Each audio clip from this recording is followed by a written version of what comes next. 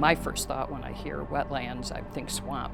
In the 80s, Kathy and Jim Kasperick moved down to Celeron along with Kathy's sister Peggy and her husband. Definitely a concern.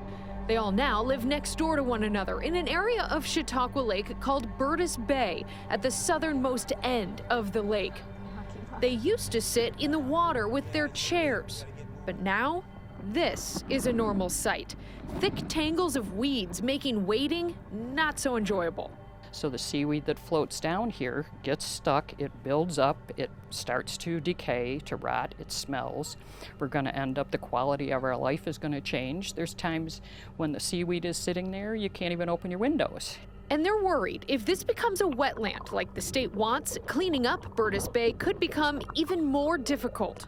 To our understanding, in Region 9, an Article 24 permit for herbicides has never been granted. And so that is a concern to us, because we do not see the invasive species in this lake being controlled simply by harvesting and cutting.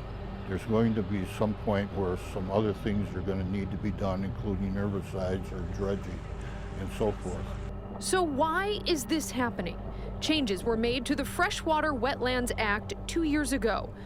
According to the DEC, quote, the new regulations as proposed substantially enhance and modernize the state's freshwater wetland protections to ensure the long-term health and vitality of these important ecosystems for future generations.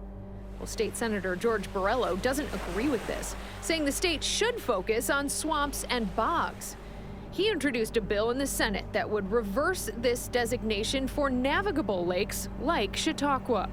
And that would be to exempt freshwater navigable lakes over 150 acres from these wetland regulations. Borrello says he's met with the DEC several times and he's been told everything will stay status quo. But neighbors tell me they're weary, and they do know in the future they'll have to apply for permits for things like new docks. My husband has just purchased a new dock that will be put in this summer. They also worry about other things, like using pesticides on their own property. It includes putting down something like preen in your garden to control the weeds from growing up.